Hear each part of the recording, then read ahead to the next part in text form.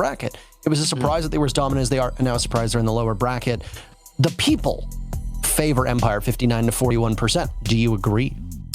Well, it's tricky, Parker, because you say indomitable for Empire, and you're right, except for, of course, that upper bracket match against Oxygen. Other than that, Empire's been looking so good. So that little bit of shake there causes a little bit of extra contemplation here. Going into map number 1, Villa, Team 1's map pick, we haven't seen Empire play Villa so far through the 6 Invitational. Team 1 did play it one time. They beat Cloud9 there, and it was a big win for them. Now, I think at least here in map number 1 that it's still going to be a difficult fight for Team 1 to take this one, despite the fact that we haven't even seen Empire play here.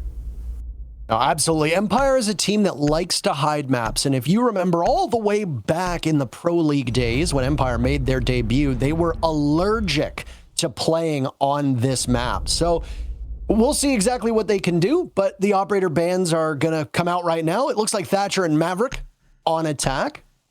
I want to say not surprising because they tend to dominate the bans when you see attackers go. But I mean, there is flexibility, obviously. We've seen Zero bans, Nomad bans, we've seen Hibana bans, Ace bans, etc. Right. So Thatcher and Maverick, though, are interesting because we don't see a ton of Maverick on Villa anymore. Yeah, we don't. I mean, well, I don't even know that we ever did. I mean, there may be some few times here and there where Maverick gets played here. And the reason, to explain for those who don't know, why Maverick doesn't get played often on Villa is very simple. When you're trying to hard breach a wall on Villa, generally you want to use ranged hard breach, so Hibana or Ace. Thermites is an option because he's fast, but Maverick is genuinely rough on everything you would want to open with him on this map, because you're going to have to be on the wall for a long time, which leaves you very vulnerable to C4s from below. And given that that's like the case on every wall, either below or above, you could be pressured. Maverick just doesn't get played. But banning a Maverick into a Thatcher ban means that it's hard to open any wall, regardless of what you prefer in your hard breach. Well, first lineups are locked in as we now do battle. For those that can see at the top, you know, it's funny. I just want to take some time to discuss this before we get into the cut and thrust of the matchup. My mother, ever a supportive woman and Tarot mom, has been watching the broadcasts recently because she likes a variety of the players that are competing. I mean, hey, SI is an occasion for the entire family. She complimented the team for the UI at the top of the screen. So I don't know who's responsible for it. I don't know if this is an ESL thing. I don't know if this is a Ubisoft thing, but whoever designed the UI at the top, the banner that shows off the maps, the team logos, etc., you get the Intero Mom seal of approval. Great job for that. But the reason why I mentioned that, by the way, is because we got Villa up.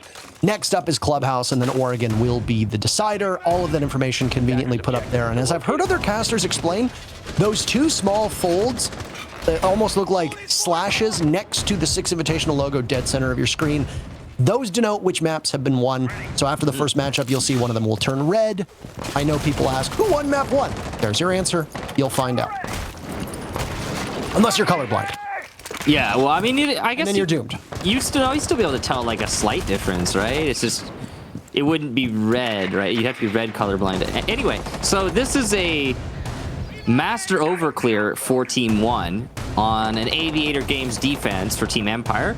So far, no roamers on the top floor on the master side, so it should be pretty free real estate for Team 1. They just have to step their foot in there and stop wasting time. They're trying to be thorough and droning out every nook and cranny before they go for the push. I think also a split. I like that they're going for a split push here, 2 on the study side. That means it's harder for Empire to rotate around freely. Taking different sides to get the map control that you want.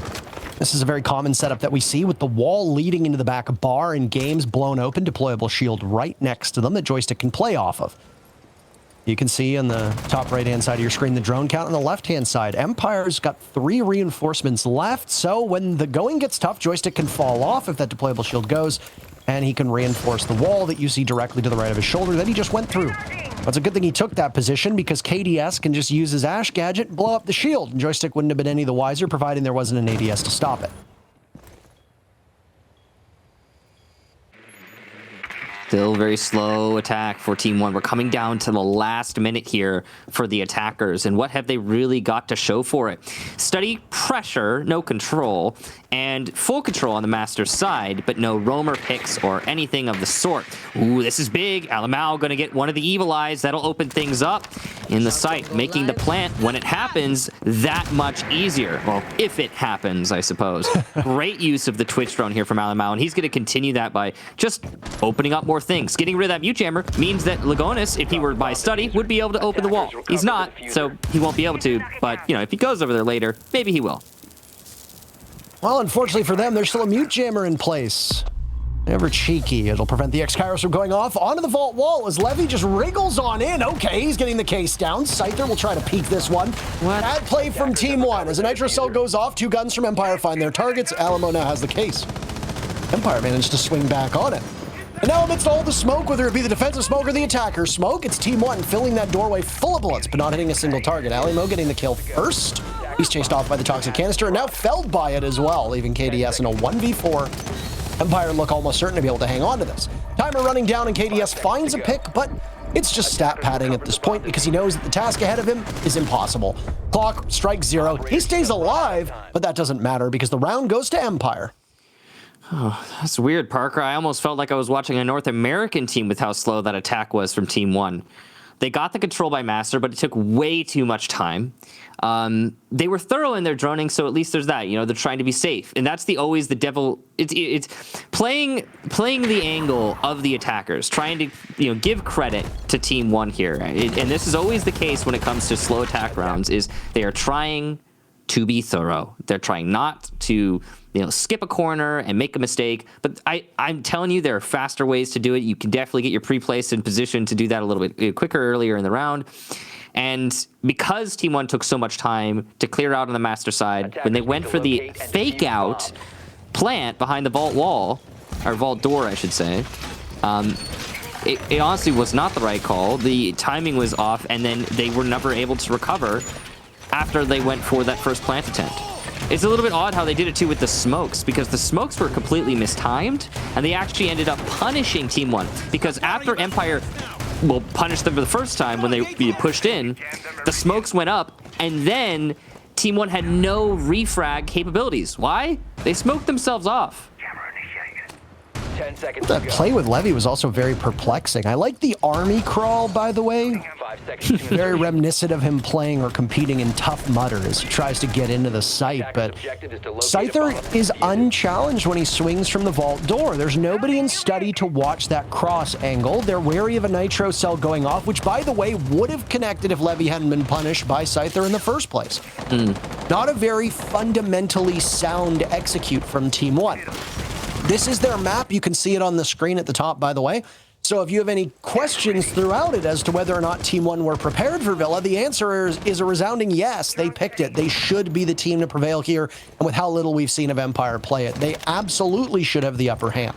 First round, obviously, is just a small snapshot. So there's still plenty of time for them to be able to turn this one around. But if they have more rounds like what we saw out of round number 1, then Team One will very quickly find themselves in even worse trouble than they are right now. So you might look at the attacking team right now and think to yourself, well, they've got no hard destruction. That's interesting. But they have actually brought 1 can opener on Lagonis, and that will help them in opening up any wall that they decide they want to. It's not going to be a very big hole, but it's better than nothing. Joystick, first casualty for this round. Down he goes to KDS, who has 2 kills over these 2 rounds, but he's rendered low. 25 HP means he's unlikely to win another gunfight, but who knows? We'll see if he can.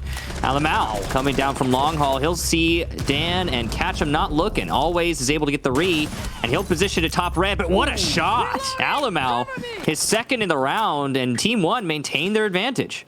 Anybody who plays on Twitch knows that they have consistently toyed with the recoil on that F2 to make it a little bit tougher to deal with, but if there's going to be anybody on Team One that can control it, it's Alamau. He enters as one of the best performers on this team, and indeed one of the best performers in the entire event. He's been a huge bright spot for a very young squad that has continued to just climb the ranks now. And they've got a lot of competition on their hands, as there's a lot of depth from Empire too. For this round, though, the execute for Team One has looked much sharper, and they find themselves in a 4v2 with a minute to go in round number 2. The big difference here, Parker, is that there were actually roamers far off the site on the opposite side of the building. Last time, Team 1 cleared out all the way on Master, no roamers for Team Empire, and so all that time was effectively wasted, and Team 1 were really slow on that clear. This time, Team Empire tried to full commit to the roam, 3 of them, in fact, and every single one of them dies. All Team 1 loses for it is Neskin. That's a good roam clear. Thing with Empire, though, now, as it seems that we are calm and have been for 30 seconds, is that Shepard and Scyther have clutched many rounds out just with the two of them working in tandem before. KDS on low HP, he takes out Shepard. That was the secret weapon, so Scyther will have to do it all. Downfall's a single member of Team 1. Plant going down by Levy. They'll need to cover exactly where Scyther's going to go. It looks over towards Astronomy. Here's the window break, but he's not really too interested in that. Capitao to his left, Lion to his right. He looks, but he's a little bit too slow. Behind the ball! Levy's manages to punish him, and Team 1 will answer back after the defeat on the first round to equalize at 1 apiece. Big round there from Team 1, much more succinct. And again, I really love the fact that they were able to actually punish Empire for that roam. They saw the targets and they clamped down as a team. Excellent coordination on Team 1's side. Team Empire tried twice to bring themselves back in that round after losing the initial pick, and they failed. Now, with Team 1 bringing it to even round count, this is certainly looking like it's going to be a bit more of a match than some might expect. And, you know, we've seen that sort of thing before through this entire SI. I think that the biggest takeaway from this 6 Invitational for me so far has been that you cannot predict these matches. You really can't. There is no favored team, no matter who you're watching, and anything can happen. Right now, this is looking like 2 very even teams, and that has got me excited for the long run, Parker.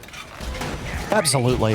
If we don't go to Oregon, I'll be a bit disappointed. You and I have usually had the good fortune of getting competitive matches, but with it being best of ones and there being an unpredictability with these international events not happening over 14 months, we've often had to deal with teams that just underperform, and it's been unfortunate for you and I because I have looked on with great envy at our colleagues who have had an opportunity to cast extraordinarily good matchups. This is also going to be our last match that we're casting together for 6 Invitational, so if it's not good, I will publicly probably send a mean tweet, and that's about it. I don't really think I can do much else than that. We'll write a very angry letter and send strongly worded, dare I say. Strongly worded, yes. Not too strong, speak to the managers. Not too strong. I'm getting to the point where my haircut actually kind of looks like I need to speak to your manager haircut, but we're not quite there. We're not quite at that point just yet. I hope at some point the stylists and barbershops will open up here, but until then, I just continue to grow and grow, as these teams have, by the way, throughout the event, as we now pivot back in. Round number 3, 30 seconds off the board, and Dan is tempting fate by watching the main doorway as Vigil. He'll be concealed by these drones going in. He can hear them, and he saw one for a brief second. Now worried about getting pushed from the other side of the map, but he'll hold on stairs regardless. I don't know if they've spotted him just yet. Neskin unfortunately vaulted in, and he gets hit by a frost mat. It's the rescue. I'd always... Parker, we've seen... I'm going to have to talk to Spencer about getting us the stat for how many frost mats have been triggered at this 6 Invitational. I hope he has. I don't know if he does, but it's been so many. I mean, it's not even... It's not even rare anymore. It's like commonplace. If a frost is being brought for either like 2 or 3 rounds, at least 1 mat will be triggered. That's how it feels lately. And at this level, you know, you laugh about it, but at the same time, it makes sense. Hey, they got that one. That's worth something. Team 1 are still down 75 HP on Neskin, but you know, at least they're still in this battle. Ash for the Claymore is not something I am still accustomed to seeing, but here we are. Dan getting pings. I don't know how much he knows, but he very narrowly misses out on not 1, but 2 players from Team 1 as he tries to exhibit some influence. The execute's coming out very early. We're only at the halfway point of this round, but the guns from Team 1, well, they're hitting their marks. Until Dan comes on to flank, he doesn't know somebody's to his right. KDS is there, they double swing, and 1 kill for Empire. He gets traded away, always with one of his own, and he's gonna need to clutch out in a 1v4. Pistol in hand, great shots! But unfortunately, only good enough for 1. Team 1 just bleed them down, and the second round will go in their favor as they take the lead. Okay, strategically, I absolutely love what we just saw from Team 1. You'll notice that they didn't overextend themselves on their roam clear. They weren't clearing out for their strategy what would be superfluous area. They focused intently on the specific intent. Well, that sounds weird, but they focused on what they were trying to accomplish. And that was a kitchen pincer execute. They came in from Red Hall and they came in from Pantry. That's it. That's their focus. It worked out fantastically because everyone from Team One was committed to it. And you love to see stuff like that. That level of dedication from your team to execute in unison. And the fact that Empire wasn't able to punish that either, that's key. Imagine those holes above for the Vigil were there before he knew he needed to use them. How different that round could have been. Imagine a defender was playing inside of Pantry. How different that round could have been. But no, Team One get all the contact points they want on the site, and then they execute with perfect unison. It's smooth as butter as soon as they get into the site. 10 seconds to insert. So now the rotation will continue. This time starting anew, Michael. We'll go back to Aviator and Games as Dan lurks downstairs. Obviously, you're accustomed to seeing both Joystick and Dan play aggressively off-site. The very first crack at this defense on this site rather, in round number 1, Joystick wasn't really playing that far off-site. He was playing on the elbow position, if you want to call it that, at the top of the stairs, which is where he is right now as he marches his way towards 90. And he'll shoot the window just to give himself some audio as well. Fun fact, if you're not exactly the most experienced, if you shoot a couple bullet holes in the windows, or whatever barricade it is, you can hear better on the other side. I know that that sounds silly, but even a couple shots will do the trick. Dan gets spotted out on main stairs as he takes down the oNe clone. This is the same position he was playing in his Vigil in the previous round, and, well, he was able to live until the execute from Team 1 happened. Will he be as lucky this time? So far, he's been using his utility to great effect. Able to get good information thanks to that clone, and I think he just used his Gone 6-2. Not exactly sure what on. Probably a shield on the Aviator door. I think that's what it was. Maybe. Could have been an Evil Eye, too. We'll find out when we get further into the round, probably. What we also know is that Team 1 need to clear out top main stairs. That's where Joystick happens to be playing right now. Not an easy position to hold. He's holding it with Dan, but as the shield goes down, this position is made ever more tenuous for the defenders. Drone's ready. Well, the same spread that you'd noted before with Team 1 in regards to how they wanted to tackle this site. And, well, we're going to see something that's a little bit different. First and foremost, it's an EE-1D that gets burned out. The Lion died before using a single charge in the initial execute that Team 1 took on this site back in round number 1. So at least you get some of your utility off. If Levy dies, that's fine. At least he did something more than in the previous round. Baby steps for Team 1 can be enough to close the gap between you and Empire. Now it's KDS lurking over by 90. Position, expecting somebody to push from that direction. Lagonis' attention is over towards Study instead of Vault like before. And Neskin is in a similar position too. As a grenade goes out, it'll do some damage to Joystick, but do they know where his position is? They might not expect that. Just a single point damage done to Scyther as he's tagged by the Twitch drone, and now Levy is going to try to flash his way in. Smoke canister will stop him for now. They think better of it. 40 seconds remaining. Hunker down in sight. Empire will need to hang on. Nobody is dead just yet. KDS, almost the first one to fall as he's engaged with the fight in Joystick, just back down by main stairs. All these openings by the X-Kairos will allow Scyther a clear line of sight to his targets as the toxic canisters block out entry. Joystick down below. He can make some noise. At some point, Team 1 are going to need to push in because they are losing time. Dan takes out the very first member of Team 1, Levy refrags. A slow from the Banshee on model as Alimo now watches, and Team 1 will barrel into the site by B, watching his diffuser goes down. No! The Nitro cell from always connects, and Joystick gets one, with Dan bookending the round, and Empire ties it up 2-2. Big round there from Empire. That C4 really sealed the deal. And now, Team 1... every time they go for that Aviator execute, they seem to slow down when they get into the plant position. That's been their problem consistently now. It's something they're going to need to correct moving forward, or they're going to have no chance every time it goes to Aviator. Team 1 can also bring out a different strategy. They don't have to full commit to this split strat that they're bringing both times. I mean, to be fair to Team 1, they did bring the same side execution strat, but the actual clear strat was much more efficient. They were more focused on the Study side. The rotation over to the Master side was late in the round because they knew Master would be clear. And that almost saved them in the end, but they didn't get top man control. They didn't clear out the roamers downstairs. And when they were going for that plant, they didn't look in control of the utility. Empire in the driver's seat throughout. Well played to them locking out that round when it came to the site execution, and the bunker strategy worked. Well, here's the thing for Empire. You've gone through 4 rounds now, and the only saving grace of your defense on Villa has been the same bomb site. You've struggled on the other 2 that you've gone to. Living room and library is still an option for Team Empire if they don't want to break the cycle that they've done so far. After that aviator and games defense, which has been successful twice, they lost on kitchen and they lost on trophy statuary. They're going to go back to trophy statuary for round number 5. This is their second crack at it. And Team 1 looked much sharper. They still did what they've tried to do on both aviator games attacks, which is they've tried to isolate players and push from different directions. The difference was that Empire's roams were a little bit deeper and a little bit less connected when they defended trophy statuary last time, not playing anywhere near as close to sight and not working off of each other anywhere near as effectively as we saw in aviator games.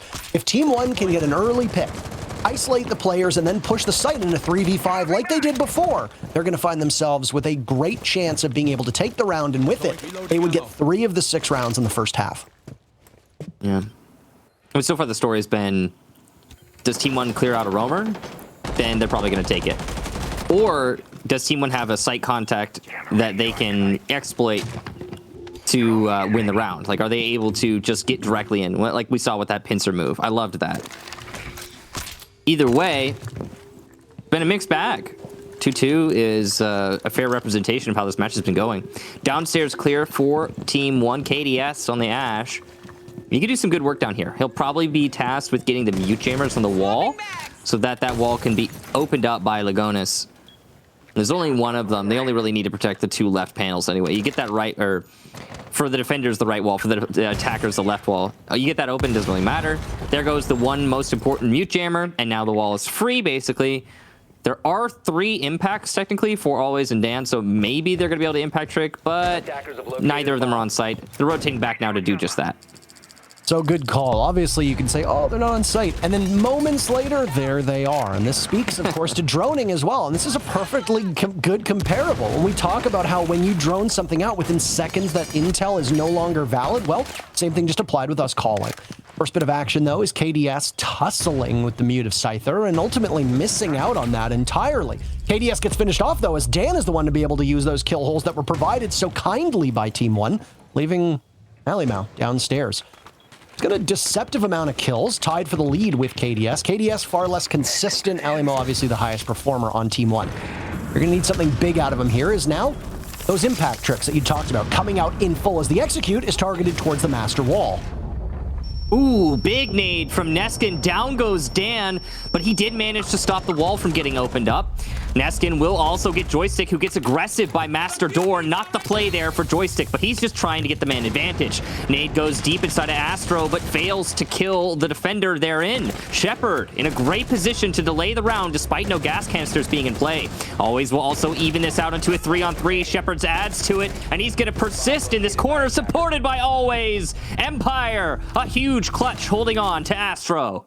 I hate to boil it down to a single thing, but those impacts onto the master wall ultimately allowed Empire to deprive Team 1 of the map control they wanted, force Team 1 to funnel in through 1 or 2 doorways, and it's significantly easier to just watch those positions. Obviously, it was a 4v4 when those impacts went off, and right there on your screen, you can see exactly what happened with that initial take. Now, Dan gets blown up.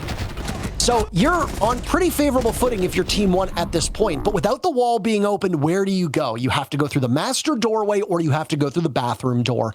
And because Astro Control was never taken by Team 1, you can sit in there if you're Empire with impunity, playing behind the desk, playing behind the boxes, and nobody's going to be able to pressure you unless you still have utility in hand, like grenades, any form of destruction, whether it be an Ash Charge, whether it be a Zophiel Lifeline, or stuns. There was none of that for Team 1. They spent a lot of time doing what they needed to do to clear out the map, but then they got absolutely dumbfounded by the impacts that went off on the wall. This is not really advanced stuff. And Team 1 did not have enough time nor gadgetry to get themselves out of that position. The really crazy thing is, Parker, like you could place those Selmas in ways that are hard to impact trick, like really hard. You could put it low on the floor and it becomes, you know, it's still possible, but there's no guarantee if it's that low for the defenders. So, you know, there's options for Team 1. And it's unfortunate that it didn't go the way that Team 1 expected when they just tried to brute force it by throwing the Semmels on the wall. what we know is that despite that round going to Team Empire, it still easily could have been Team One's. I mean, you said it yourself. It's hard to boil it down to one thing in a round, but what if that wall got opened up? What a difference it would have made. Less of a bottleneck. What a run out there from Always. No, he just punched the window. And he'll get a pick right off the cuff. Down goes Levy, and your EE1D will be silent for this round. Haven't really seen a big game at a Levy so far, and that's been pretty brutal for a Lion player. The EE1Ds have not been particularly effective at pinning them down. I complimented him 2 rounds ago for the fact that he got one off before he died, but that puzzling army crawl to start round number 1, and then everything from that point onward. Not really hitting the mark in terms of gunplay. Impactless kills. The EE1D not helping Team 1 complete the objective. And of course, just having a Lion on the board does not mean that you get a free diffuser planted. It's nowhere near that simple. But for a good coordinated team, a Lion allows you to get into position, watch as the diffuser goes down, hold certain angles, and briefly reposition. Has not really been what we've seen out of Team 1 thus far. And obviously, starting off with a loss, giving up that first blood to Team Empire. Not ideal, especially when Empire now holds 3 of these 6 rounds and are looking to take the first half 4-2. Big part of that is Always, who has so far 9 kills over 6 rounds. He could still get more in this one. KDS creeping on into towards main stairs. Now he is solo, and there's no one droning for him. So this is big risks. I think he can hear Dan. He could definitely hear Dan, so he can call that out for himself. But actually, look at this. Alamal's in sight. What is happening? Oh my, he's managed to find his way in. A minute to go still, but he's not getting any targets, and he needs to find some proper prioritization, missing the shots onto the mute. All the while, KDS dies. Lagonis now trying to get in as best as he can over by Memorial. Even though they've got control, they don't. Empire does. They snap their fingers and wipe out Team 1 just like that. The first half goes in their favor, 4-2. Honestly, Parker, I'm thinking to myself, as soon as Alamal gets that pick by Memorial and pushes into sight, full control, able to pivot to anything. Oh, Team 1 have this in the bag. And I guess my brain, I didn't say it out loud, I guess my brain must have cast or cursed them. So they fell apart as soon as they came into contact with Empire. Now we see a 4-2 half. Now, I will say 4-2 is not terrible for Team 1. Obviously, they lost the first half. This is a defender-sided map, though. It's not a huge deal. Team 1 can recover from this. And their attacks were okay. There were a couple of those rounds that Team 1 lost. I think could have gone a different way. That last one's a good example. That definitely could have been a Team 1 round had they played it a little bit differently. Now, on defense, Team 1 bringing a clash of all things. We've been seeing more clash play recently. I will say if I were to nominate a clash player on Team 1 right now, it would probably be Lagonis, but it's obviously not my decision who plays the operators. I mean, you know, call it like I see it. I mean, I appreciate that. We've poked fun at teams before putting hot hands on shield operators. Julio, in particular, is an excellent shield main, as is Young when he still competed way back. But both of them are also capable of... Yeah, I mean, both of them are perfectly capable of hitting their shots. You know, nobody's going to bat an eye when Canadian's on a shield main. I mean... That was an insult, by the way. Yeah, I can see you're trying to... That was an insult. They're friends, so he just does that. I hit him when he was down. Yeah, he just had his last last SI match earlier today, and Parker just wants to make him feel much worse. I saw somebody on Twitter refer to him as Eliminadian, and I thought that was very funny. I saw that one in Twitch chat. I mean, I'm sure there's multiple people, Michael, who thought that. But anyway, yeah. Shield mains, obviously, depending on who you put them on. Yeah, I would agree. I don't necessarily agree with Ali Mao being as the Clash. You know, you're not going to put... If Joystick's dropping 12 kills and is just beating everybody in a gunfight, you're not throwing him on Monte. It's just not the way it's going to work. You're going to do that with somebody who's not exactly having the best matchup at this point. Maybe they're putting it on Ali Mao because they are not necessarily using the Clash solely to waste time. And maybe it's also because Ali Mao tends to be a bit more talkative. You know that as a good Clash, you need to be communicating with your team. That can be a possible justification of the role. Yeah, it's definitely really important that you relay the information you're seeing. Neskin could get a freebie here as the rush in from Joystick's already on the stairs, but he's looking the wrong way, and the phone call gives Joystick the info! Oh. Great reaction to the phone call there. Dokkaebi coming in big from Dan, and Empire get the lead off as a result. That's huge. Takes Neskin down from below. Any of the explosives that the Melusi might have had are also gone, and with it, insult to injury as the Banshee that was set up on the stairs, likely to assist Neskin in his spot, well, it gets removed by Joystick too. A 6th kill for the Russian fragger who comes in with some of the best stats, if not the best stats, depending on how you determine it, in all of SI 2021. It sets up Empire into a 5v4 where they'll look to press into the site, but the clash is still up for Team 1. The person who's not up is Levy on the floor, downed from below, I believe. Alimau gonna try and pick him up. Definitely very doable. Levy getting back into action is huge because he's got those yokai drones. He can deny a plant attempt. As we start getting lower and lower in time, that is going to become more and more useful. Oh man, and there's Dan to just make it keep getting from bad to worse for Team 1 now. Team Empire in full control. The start of this matchup looked like it was going to be a close one, but over the last couple rounds, Team Empire have been absolutely running away with it. And they've got command of this round too. Ooh. From below, they're going to put some pressure on. Alimau punished by Joystick. That was a joint effort, though, leaving KDS and Levy to try and hold off on the site. Are yokai drones still up? That's going to be a major question that needs to be answered. Doesn't matter if they are. Levy's dead. KDS now in a 1v5. Not a flawless round. He takes care of Joystick. Another for him, too, on to Dan. KDS will continue to play around it. Diffuser goes down, though, and with a tiny piece of HP, this is going to be mighty, mighty tough. Continue to rack it up, though, as best as you can, because no matter what, it's not likely you're going to win. Team Empire end up putting KDS out of his misery, and another round goes for the Russian squad. They're up 5-2. Very nice try there from KDS, but back against the wall, he really didn't have much of a chance. That first pick for Empire downstairs, here it is once again. Now, they say when you play telephone, you lose some information, but not so between Joystick and Dan there. Great communication indirectly, but still great communication. Joystick's first pick onto the roamer underneath really set the tone for the round. And it's especially egregious for Team 1 because it was supposed to go the other way. If Neskin just goes a little bit further, he sees Joystick who's looking the wrong way, and it's a freebie for Team 1. Very different story as the round plays out from there. But that's just not what happened. You know, hindsight's 2020. It's a 5-2 scoreline now for Team Empire. And they're looking like, as Parker mentioned, they're looking like they are going to walk away with this run as Team 1 have yet to win a defense going into round 8.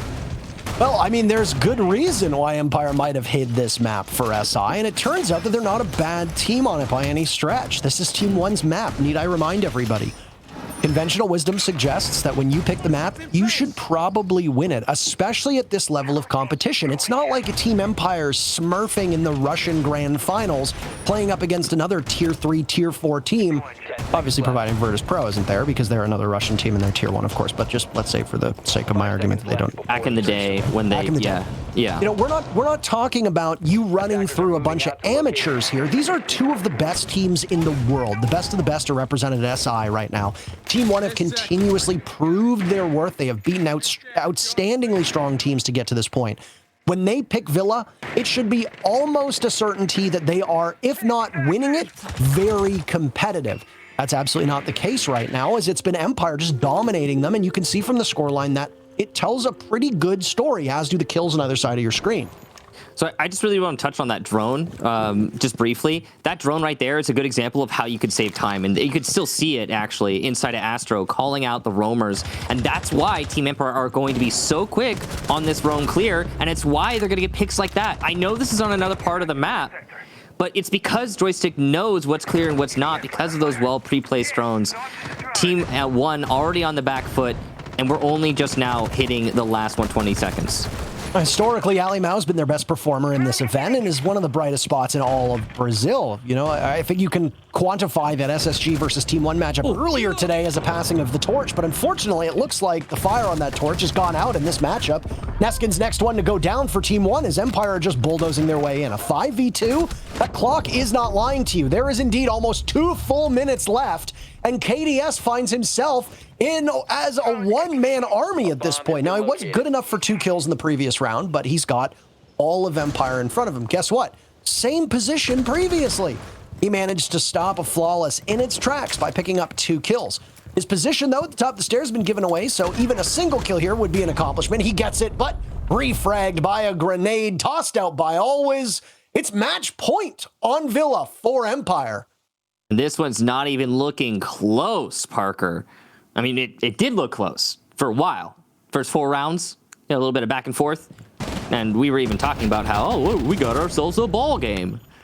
6-2, though, and still a few rounds into the second half, no defensive wins for Team 1. And on top of that, very nearly 2 flawless rounds. Obviously denied, both of them denied by KDS, but still, like, that goes a long way in kind of setting the tone for the match. And now, Team 1, obviously going to be scratching their heads at this point. They're going to go to Trophy Statuary, try and figure that out, see if they can make something work there. Roam clear was great from Team Empire. They didn't lose a single fight. They were ruthless in pursuing the roamers from Team 1, of which there were many. Those pre-placed drones were great. Every time Empire lined up a kill, they knocked it down perfectly. It's good siege. Been a tough matchup for these Team 1 fans, of which they are loud and proud, as they should be. It's not just Team 1 fans that are cheering for this, obviously. We get into these regional conflicts, too. And I mean, right now, Brazil has every reason to be proud of how they have played so far at the Six Invitational. It seems like almost every single event we go to, we talk about how this is Brazil's year. And then, despite that, out of all the events that we've had over the last 5 years, Brazil has been able to play in international events. The only victory they have was Team Liquid winning the Pro League Finals in Season 7 in Atlantic City. That's it.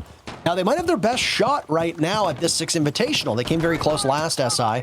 And, well, you've got the upper bracket finals of MIBR versus NIP. For this matchup, I think we came in with very high expectations of Team 1, and the disappointing performance that they've had so far on their map of Villa does not bode well for Clubhouse nor Oregon, which are up next. Yeah, you're definitely right, Parker. Clubhouse being Empire's pick, and we know how good they are on Clubhouse. It's daunting for Team 1 at this point. I'd love for them to surprise us, though. It would be absolutely positively perfect right now if Team 1 just started changing what's happening and, you know, gave us the perfect defenses 4 rounds in a row. We get to overtime, things get a little more exciting. Right now, though, on that challenge, KDS versus Always, well, that's a difficult challenge to make. There is a better angle he could achieve if he actually vaulted on those boxes. Probably win that fight that way, but he's trying to do it from the floor. This is much more difficult. I don't know if he knows about the angle. Yeah, regardless, still no pick for either team. One thing we can say is that Dokkaebi from Empire has been much more efficient than the Lion from Team 1, and it assists Joystick once again in getting the early kill. This is not ideal. These opening draws going in favor of Empire time and time again is just halting Team 1's potential, and Lagonis has yet to find a single kill, and if Empire continues, Lagonis might not find one for the entire match. Good news for him and the rest of his team. Well, they seem to be in on it. They understand. Always, he's down. So is Dan. This is eminently winnable for Team 1, but Joystick just does Joystick things. Breaks double digits with that kill on Deneskin. 3v3, 1 minute to go. Map on the line for Team 1 at this current point. They're going to sit pretty and just wait. Empire are the ones on attack. They have to bring the fight to them. That's fine. You have plenty of time to be able to pull this one off. You've still also got a Maestro in play. You know what damage and Alda can do. Flameout's going to take back the site, or at least try, but he gets spotted! Oh my, almost a 2-piece for Shepard, leaving Levy to try and clutch out. He knows that Ali Mao is unretrievable, and Scyther will end the pain for Team 1. 7-2 as the Russians absolutely wallop the Brazilians, and that's map 1 in the books. That's free real estate, Parker. Shepard just waltzed into Astro, said, "This is mine now." And clearly, no one on Team 1 knew. Kind of embarrassing for Team 1. Also, just a show of proficiency for Team Empire, as they probably had a drone in there, maybe on the Astro telescope, for example. They would have been able to call it was free. Well, Team Empire leveraged that to recover from what almost looked like the first defensive round for Team 1, but ended up just being the beginning of the end. Things just started petering out for Team One after what looked to be a semi-comfortable and confident start. I don't know if it was the magic ending. I don't know if it was nerves, but I think the looks on the faces of Team One really tell the full story. None of them looked like they were in the right spirits after that matchup. Regardless, that's number one in the books. We still are treated to at least one more map, maybe a second. We'll cross our fingers for that. But until we get there, let's have the experts break down what we saw on Villa. Thank you very much, Intero and Kickstar. Back at the desk once more with Stokes as we see Empire able to take a confident victory on the first map of this series. I'm feeling pretty good about my prediction. Stokes, how about you? About that. I don't know if we're getting to map 3 at this point. Okay, so here's the thing. I think that Kix touched on this the most inside of the game by itself. The drone game right now for Empire is just immaculate. These opening frags, just never happening for Team One. They cannot take the fight to Empire right now. In fact, out of 9 rounds, Empire had 7 of the opening kills. That is a huge margin for Team One to try and fight back from. And it's nearly a full run of the 7-round gauntlet from Empire as well after the teams exchange those 2 rounds back and forth across each other. I believe Empire do make the 5-round run at that point in order to be able to claim the matchup there, as ultimately it ends 7-2 in their favor. Some really dominant stuff coming out from them. And as you said, the ability to take these gunfights in such clean fashion due to a combination of intel as well as the support being coalesced among the entire team. It's looking unstoppable right now, at least in the matchup versus Team One. Yeah, Team One are simply being outplayed in every sense of the term. I mean, even times where we saw them actually get into sight, right? Like, for instance, we just saw the highlight of, Alamau working into dining and playing around Tetris. They have some semblance of map control, but Empire work it so cleanly. And in fact, that player, Alamau, being handled through vertical play, not even being killed from tarps or from kitchen or any sensible area. He gets simply a nitro cell blown up above him, and he shoots him. I mean, Empire are just playing lights out Siege right now, and I don't exactly know how they combat it minus kill joystick, because the only rounds that they found were when they got the opening frag onto joystick. And I mean, here's the other problem too. Even rounds that look like they're going to be won by Team One, they have control over it. They have good initiation. They seem to have a path into the site. If they leave one thing unchecked, one player unmasked over on the side of Team Empire, like we saw from Shepard and Astro in that final round right there, the entire thing could get tilted on its head because Empire have been taking advantage of every single small opportunity to battle back into a round, even when it seems like things might have been lost. Yeah, it's a very troublesome road right now for Team One, but if you're an Empire fan, you have to be pretty happy about that result. It does not seem like the Russian machine has slowed down in the slightest. This train seemingly having no brakes. Let's take a look at the match summary, see where these specific player-to-player statistics ended up on. We already know this is going to be pretty heavily skewed, unfortunately, against the folks on Team One, and we can see evidence of that here now. Not by, like, a dominating margin is anyone leading on Empire right now. You can see quite a few of the usual fraggers towards the top. It's actually surprising we see Always way up there at 12-3 as he had himself quite the match, followed closely behind by Joystick at 10-5, the usual go-to. Real highlight there, Scyther, though, at 100% cost inside of this matchup. Yeah, the cost across the entire board being better for Empire than any single member on Team One. And speaking of Team One's scorelines overall, most interesting thing being here that KDS actually topping out the scoreboard at 8-8 with the best cost as well. KDS's LAN experience so far has been pretty lackluster from him, especially for the role that he has been playing. We've been looking to him to step up to the plate, and he seemingly steps up here, but the rest of this squad nowhere to be found. Yeah, that's the problem, right? This is not an issue where we can point to KDS and just say, I mean, just get more frags, bro. Like, clearly that's the issue here. Like, obviously that's not the solution. This is a whole team issue right now. When it comes down to things like communication, drone work, they're just not getting a good message about either what Team Empire is defending or, of course, what Team Empire is going to be throwing at them on the attack. And they're getting lost in the mid-round engagements, losing far too many players in those and never really, seeming to have a grasp grasp on a good way to try to battle back into that, at least in a large majority of the rounds that were played there on Villa.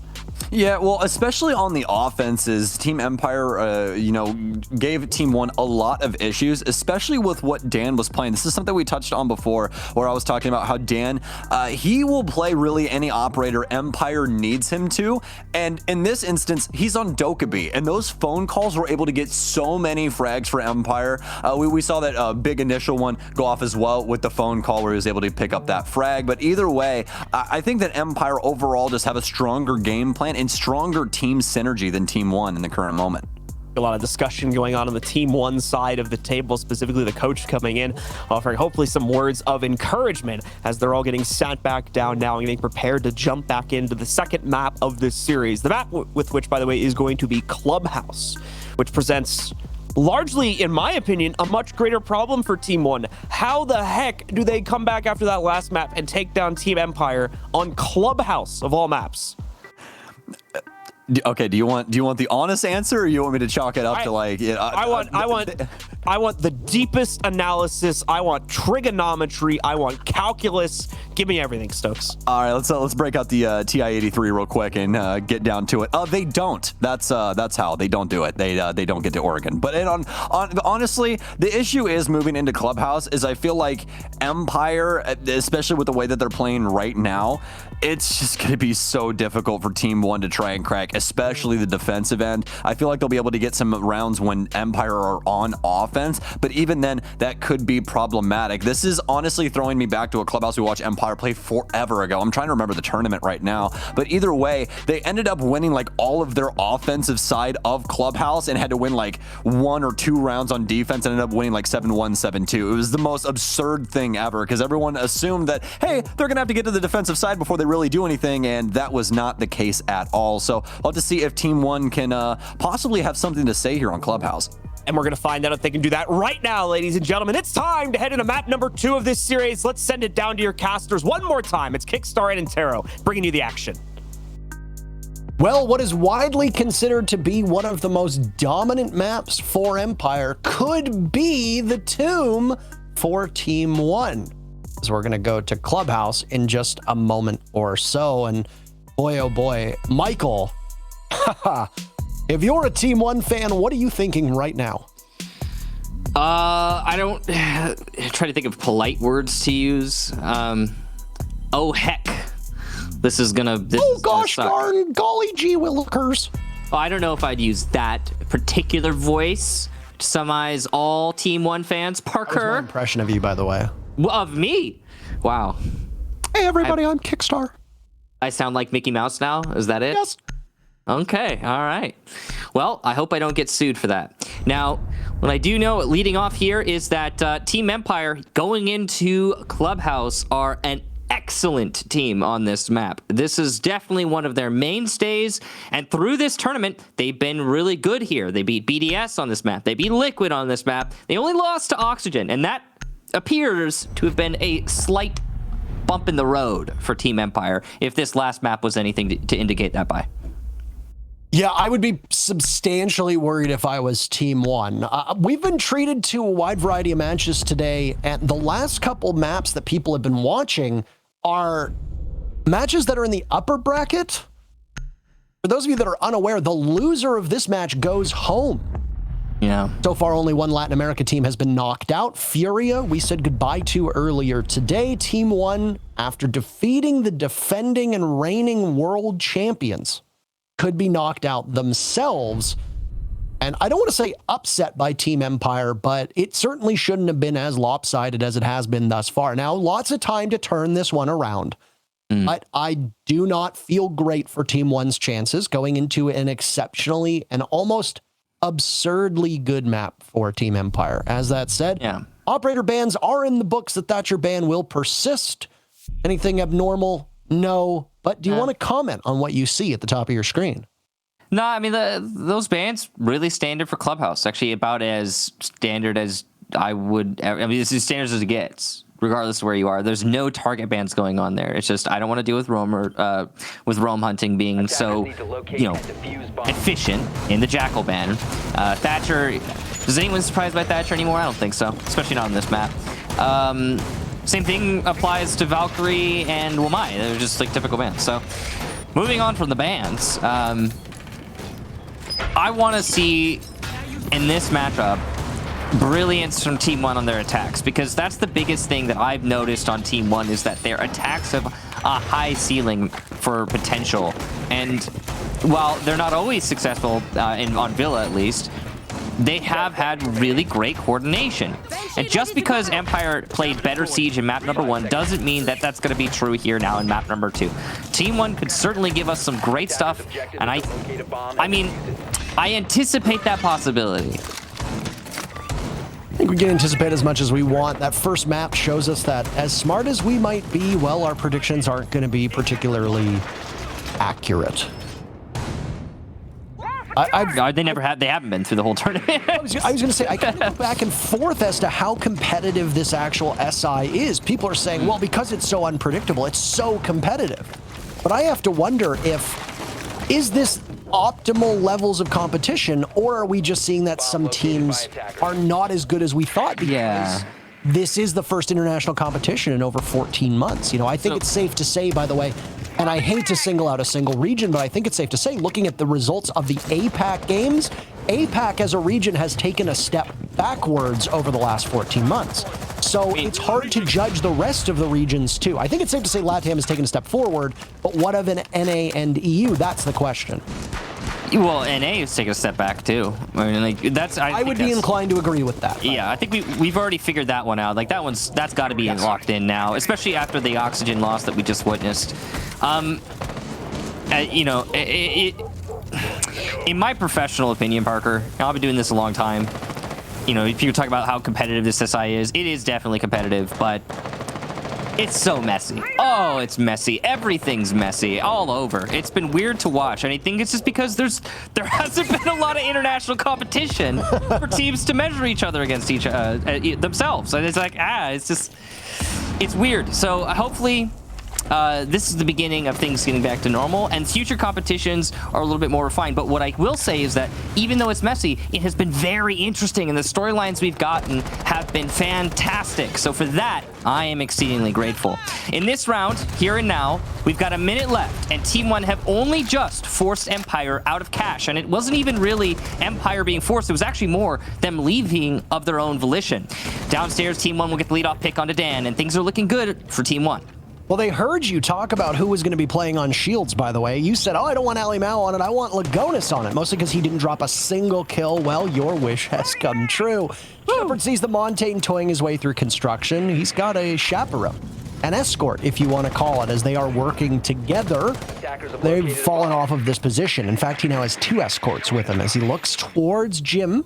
Maybe do some heavy lifting for the rest of this team, and believe you me, Lagonis is going to need some heavy lifting here now. As there's 20 seconds left, what are you doing, Levy?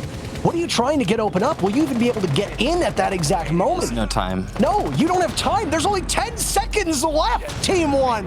You have to vault in. Ali Mao takes out the Frostman, and here they go. They're going to come to blows. Neskin starting it off. Joystick with 1. A second Nitro cell there, and they don't even need to pull the trigger, but they will anyway. Diffuser surrendered as it's a total mess.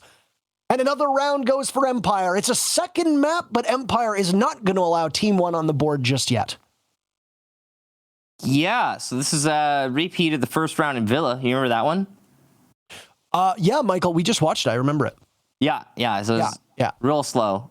Yeah. And I said then, in that round, are we watching a North American team because of how slow Team 1 attacked? And now I'm going to say again, oh, wow, I didn't know that Team 1 was a North American team. When did that happen? No, but they picked it up last time. Last map, even though their first round was slow, they started to pick up the pace. And I have to imagine Team 1 is going to pick up the pace for future rounds moving forward, because that was excruciatingly slow for Team 1. They had control of cash, but Empire did something that they don't always do. Sometimes they'll hold their ground. Sometimes they'll fall back off their roam. In that round, Empire decided to leave their cash defense with a minute left on the clock. They said, we're not being pressured. None of the cutoffs are in. We can just walk away from this and take the advantage. Empire did exactly that. And the really funny thing about that, Parker, is that you've got a Montaigne on the attack. The whole point of the Montaigne is that you can push out your defense. If somebody's roaming, like in cash, for example, you've got a Montaigne. You could just walk in. That's why he's there. And yet, still excruciatingly slow. Weird to watch. I have to question the Monty choices. I understand what they did. They saw the Mira window inside of logistics. They don't want to take full control of that. They're wary of a possible nitro cell going out. And even if they do push from that angle and nothing ends up happening, it didn't look like they had intel if somebody was behind the window. And on top of that, on top of what was already on top of that, you're going to be spotted and called out right away. So the sights from Empire can be turned towards the door from construction into master, of course. But instead you go for the window, and without realizing there's 20 seconds left, you have no jacuzzi control whatsoever. You have no logistics control. You have no main stairs control. All underneath the site, you have joystick playing down there, or rather the mute of, it might have been Shepard in that particular round, and then you've got joystick upstairs in the middle of the site just raining hellfire down on you. Team 1 looked absolutely lost for time on that round, and it ended up hurting them. All right, so speaking of time, this round's been really good so far for Team 1 in terms of management. They've managed to open up the platform wall already. Now they're going to start working away at the lower garage wall, starting with 2. Now, it's going to take a little bit of time for Levy to get this, but again, much faster than we're used to seeing from Team 1. There is, of course, a thermite in play, but those electroclaws making it really hard to use that thermite. Dan with a deep rotate on the west side of the building trying to roam. He wants to get to the run out. There are 3 players exposed to his run out right now, but it looks like Team 1 might be aware. He's almost made it, and here he is. The challenge, though, will not favor anyone at the initial, and it won't favor either at the follow-up either. No one catches him on the drone hole, and it looks like Dan will get away with that. They've got this garage panel open and they'll charge through, but the electricity stays there and Joystick capitalize off of that. Alamo, the hot hand for Team 1 is down. Joystick almost gambles for a second, but that could have been an unideal situation. So he'll repeat the breach and down goes Neskin. A refrag from Team 1 is not in the cards, but finally they get it. Empire cleans up. It's KDS and Lagonis now last for Team 1. They keep trading out, and this will continue to favor Empire as they are doubled up in numbers with 4 still upright for the Russian team. Down below, KDS knows he's got his work cut out for him. Lagonis and him are side by side, diffuser in hand for the thermite, but the moment that Lagonis goes to play this objective in the next 40 seconds, it will be KDS against the world. A 1v4, essentially. Haven't cleared out garage either, and the AUG in the hands of always will punish what little was left of KDS. And while the thermite of Lagonis will go frag hunting, they'll come up empty-handed. It's 2 in a row for Empire, who on this Clubhouse defense are putting in the work that we expect from them. Well, that's a really good hold there in garage. Honestly, I expected that to go very differently, Parker. After Team 1 got the garage wall open so efficiently, they got the main platform wall open also very efficiently with the Maverick. By the way, great job to Levy using that Maverick really well. I honestly thought that would result in a much faster and more clean round execute into garage for Team 1. But when confronted with the actual fights, Team 1 just couldn't stand up to Empire. Joystick in particular, playing by cement, did a great job of just locking up the bottom of garage. The run out from the Malusi on the other side of the map distracted Team 1 as well. Kept them looking in multiple directions. They never looked like they were able to center their focus on where the enemy was actually coming from. And, well, I mean, yeah, bottom garage was just a bit of a meat grinder. We didn't really see a lot of contact elsewhere for Team 1. They kind of just all faltered down there. So, yeah, that's your story. But I have to appreciate the Team 1, and I did say it earlier, and it's happened now. I have to appreciate the Team 1 are speeding up their attacks, if nothing else. If they can manage to take some more of these fights, or maybe bunch up more in a fashion that allows them to refrag each other more readily, we might see some rounds go their way. I mean, right now, that's, with what we've seen out of these 2 maps so far, Michael, I think that's a pretty tall ask. I know it sounds super oversimplified. Just refrag, LOL. Right? Just refrag forehead, I think is what you Twitch denizens would say. Correct me if I'm wrong, but oh my goodness, you're gonna have to refrag. Joystick and Levy might be able to do so. There we go. That would have been troubling if he wasn't able to capitalize, but look who goes down. An early pick from Joystick. Yes, you get rid of Joystick, the biggest threat in the lobby for Team 1 at this present moment, but you lose one of your 3 hard breachers, and it's Ali Mao gone again. Yeah, but as we've talked about before, on this site, you want ideally a Habana, which, by the way, is not banned. And Team One have brought every hard breacher but Habana. But I mean, like, you know, having that amount of hard breach, even though it's not Habana, is going to be good enough to get the drops open, assuming your ace doesn't die, but he did.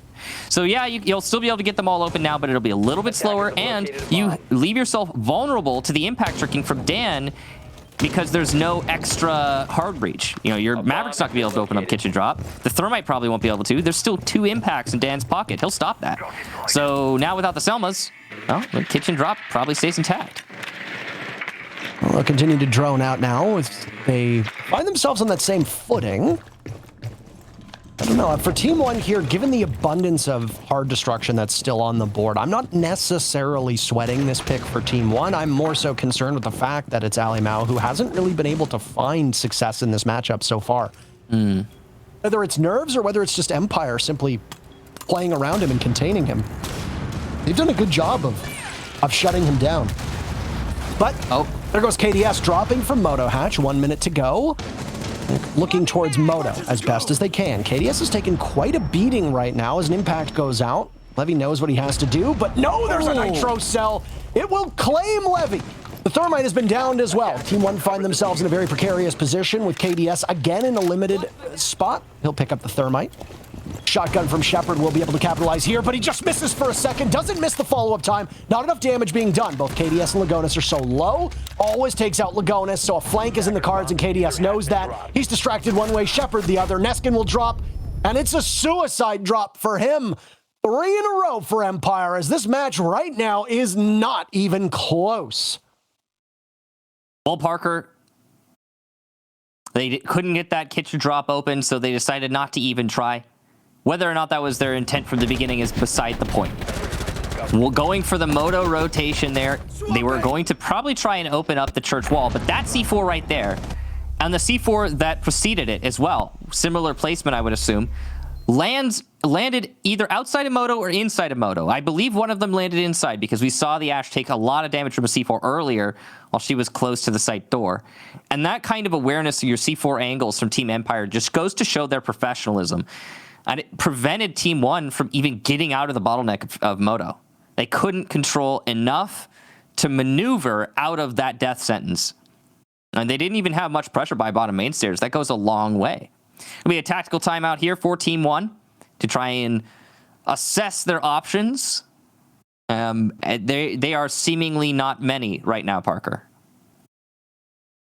Yeah, what do you do if you're Team One at this point? I mean, you can try to get them back in. Is this a mental game? This is the worst showing that we've seen out of Team One thus far in the entirety of 6 Invitational. People were flying very high on this roster. You know, if you listen to the casting, the remarkable casting of Guz and Xenox, which, by the way, the casting across this entire event has been extraordinary. But as somebody who doesn't necessarily have the time to listen to APAC South, and I say time because it's usually not when I'm awake, Guz and Xenox in particular were really big standouts for me. And I mean, everybody who worked remotely and everybody who's working on site deserve an immense amount of praise. And Gus and Xenox in particular, well, I think they knocked it out of the park. But if you went back, and I had time to go back and listen to snippets of their casting of Team One versus SSG, and it was billed as exactly you'd expect. For Team One, the expectations are this is a team that is growing. They are gaining strength. They are the new. SSG were the old. But the problem is that if you're going to be the new, the future, you're going to have some stumbles along the way. Not every team is, incidentally, going to be Empire, where you come out of nowhere and all of a sudden you win a major and a Pro League finals back-to-back. You're not going to be a team like Na'Vi, who does the same thing. A lot of teams are going to have some stumbles, and they will come back stronger, and they will come back hungrier. Now, we're obviously not writing Team One out of it just yet. Team Empire are up 3-0 on defense, on Clubhouse, on their map. This is pretty much where they should be. But if Team One's struggles are indicative of anything, it's that they still have growing pains. And this roster, win or lose in this particular matchup, should be happy with where they are. And if whatever is ailing them, whether it be mental or strategic or whatever, bogs them down, I would strongly argue that they can still be happy with where they are, and that if it's mental, they need to just get out of that slump, because you've got a lot to play for either in this event or future events. obviously a big part of this is what Parker was just talking about, Team ONE on struggling. But I also want to say that an even larger part of this to me is just Empire being on tip-top shape. They are like all buttoned up. You know, no real major mistakes being made, no gaps left open. There are a couple things that they're doing that are questionable and risky, like the run out we saw, for example, from Joystick on Billiards. But overall, I will say that Team Empire are just not making a lot of crucial mistakes. And so it's not that, you know, Team ONE are struggling across the board. It's also that there's nothing for them to punish, really. Now, right now, Team ONE are trying to clear out the cash roam. Last time, it took them 2 minutes to do this, and that's when they had a Montaigne. This time, they don't have a Montaigne, and they're going to try to do the very same thing. We'll see how it pans out.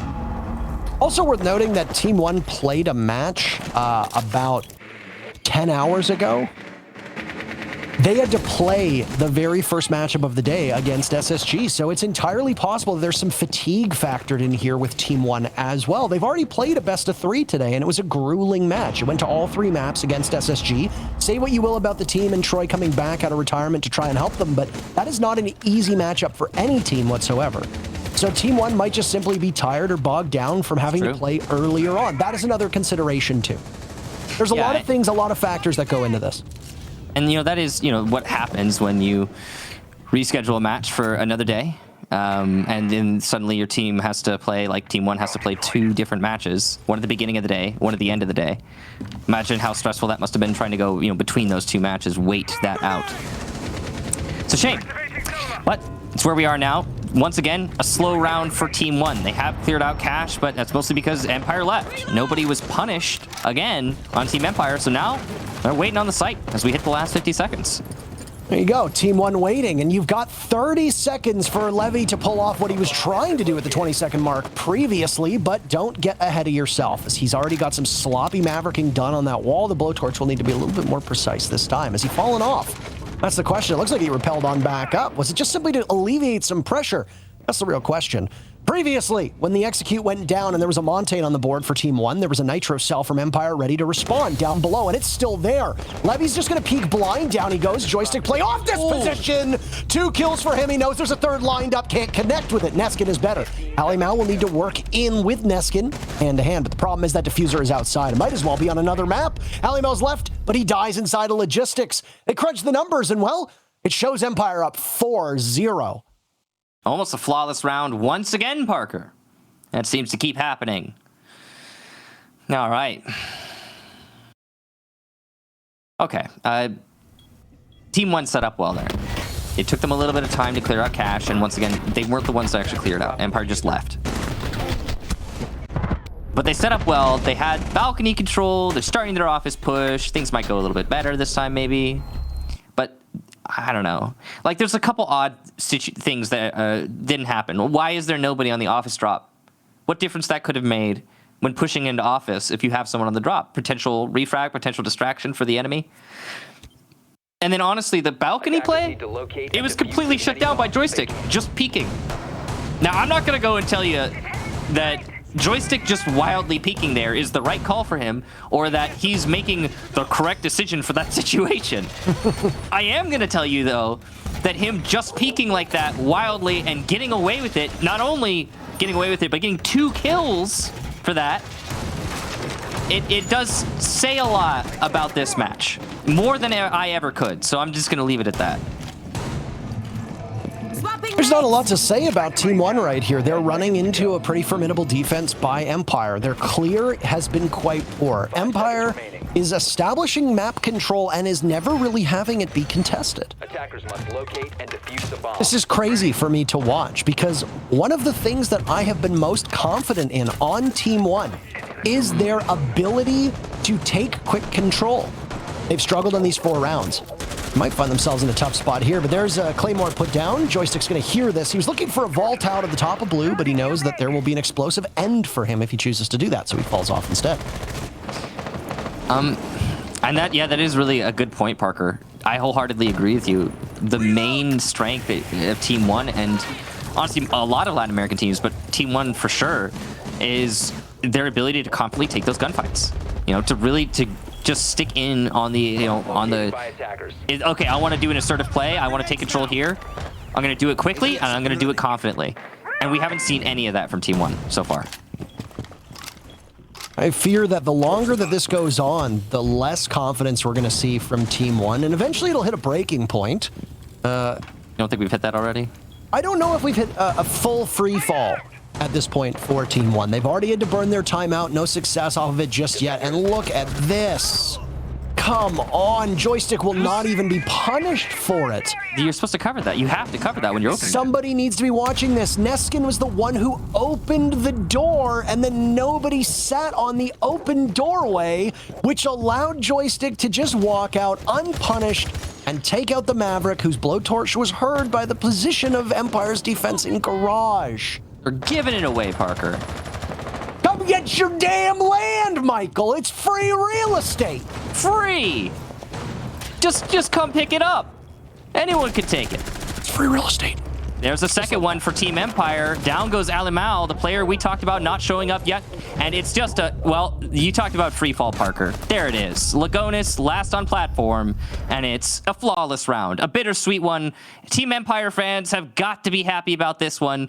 But anyone who favors just straight competitive siege, or if you favor Team One, you're not getting either of those here today, it seems. Oh my, oh my, oh my.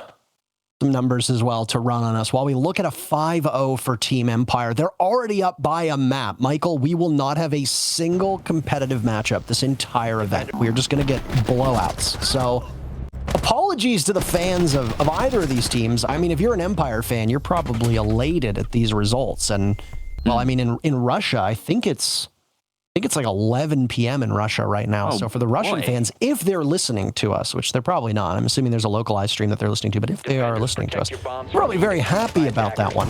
But poor Team One, this is not the showing that we wanted to see from them. There's still time for them to turn it around. I mean, it exists. There's still time to turn it around when it's 6-0. But the likelihood will continue to go down. And at this point, I don't know what Team One is going to be able to accomplish, even if you just want to say it's up to the sides.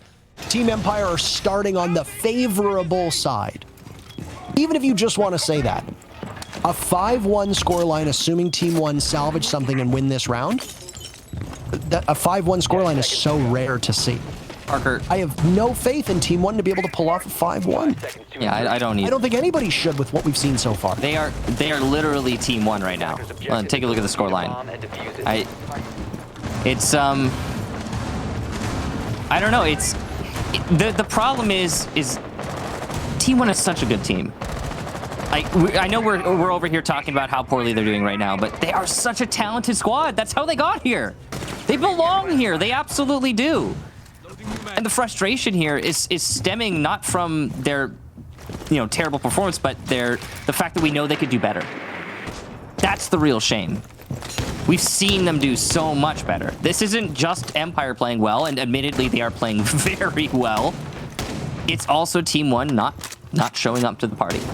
And as much as we can say, and I just did say that, Team One has a lot of potential. They're a great team. They could do better. It's now or never. This is the lower bracket. You lose this, 2 rounds, Parker, and Team One's gone. It is really unfortunate at this current moment, and the stats are not any better at all. Through these 2 maps thus far, the opening picks are 11-3 in favor of Team Empire, and Joystick is credited with 7 of those 11 opening picks. The man has just been an absolute monster. He broke double digits. The only person in the lobby to break double digits thus far, and would you believe it, he almost alone has double the amount of kills of Team One combined. I mean, if you go back to that very first map, oh my God, how did he pull that off? He shouldn't be getting away with that. Absolutely revolting and disgusting, and another opening kill for Joystick. Team One have to be absolutely heartbroken after that one. KDS is 0-6, and he just gets fed to the machine. And the duality of this match. Joystick is insane, but also Team One are struggling. It continues to persist. As we hit the last minute here, Team One are trying to get an Evil Eye. They'll need to get that, that's for sure. They also need to get a pick back, and I don't know if that one hit. It might have. It might have maybe been right in front of the Evil Eye. But C4 ready for always at the bottom of main stairs. He's just waiting for the opportunity to use it. Team One have to leverage something. They have to go for some sort of play that's going to get them a kill so they can get the initiative back. They're going to play scared now as well. Levy's down. Some damage was done as it was a bit of a self-own with that grenade, taking damage off his HP. 3 for Empire. It was a flawless round previously, but there you go. Lagonis finding himself on the board. 2 quick kills. Neskin unable to do much on the flank, so Lagonis will need to ace. Ace clutch. 3 kills for him. This is possibly doable. He's in the site, 20 seconds to go. He doesn't have a lot of HP, and the 2 remaining players from Empire are going to anchor down the same position. With the fact that Lagonis is sitting pretty right now, it's entirely possible that... I mean, before he could even say it. And that's just great utility play. There was an Evil Eye zapping him. There was a gas canister ready. And there it is. Lagonis put in a heck of an effort, though, Parker. Nobody puts baby in corner. Except for Empire. Except for Empire. They certainly put him in a corner there. Great job to Scyther and Dan for being the ones to corral him. Well, match point, Parker. And I didn't see anything from Team One that round. As I haven't really seen anything from them throughout this match. And I feel terrible for saying it, but it is the truth. There you go. I mean, I don't think it does a service to the people who are watching to try and pitch this as a matchup of equals at the moment. Team Empire are by a country and region mile the better team right now. And it is all but certain that Furia, the only team from Latin America that has departed us thus far, will find their plane with an extra set of hands. In this case, Team One will be filling some of those seats as well. Unless we see probably the most remarkable turnaround in the history of Rainbow Six, with Team One stitching together 6 rounds now that they're on defense, pushing us to OT, winning OT, going to Oregon, and winning. That's the path of redemption for Team One. I struggle to see how Team One can do this. They are going to need to be picture perfect, because even a small misstep, Michael, and that's it. That's the game. Yeah. And, good news for all Brazilian fans. They still have, still a lot of teams running. You got MIBR, Ninjas of Pajamas, the upper bracket finals. You got FaZe and Liquid still in. There's still a good array of Brazilian teams, even if Team One loses this. I say if because you know what? I've seen crazier comebacks before. So, yeah. Have you? Because I don't think I have. I mean, 2018 SI Finals. Empire, Michael. Empire. What? You know how you remember map 1?